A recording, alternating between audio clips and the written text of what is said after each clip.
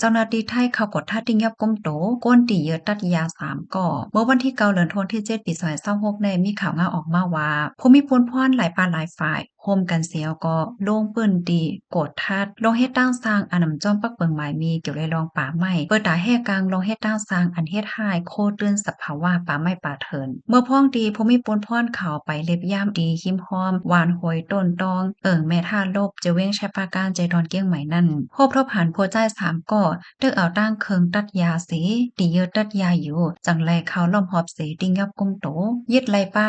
เคิงตัดยา2เคิงจากลาด1เคิงผ้าดี2แลมน้ำมันจาก5ลิตรรถเคิง2ลำเลยต้องเลยถามเสียเจ้าเขา3ก็ลาดว่าเจ้าเขานั่นอ่ำจะเลยเป็นเจ้าตีลินและเจ้าสวนกล้วยหับกินจางเปิ้นมาตีเยอะเพียวยาไรวันไหลสาปากหวาดก้อยปื้นตีลินอันไรหับพรตุ้มย้อนในมีอยู่ม11ไทยไป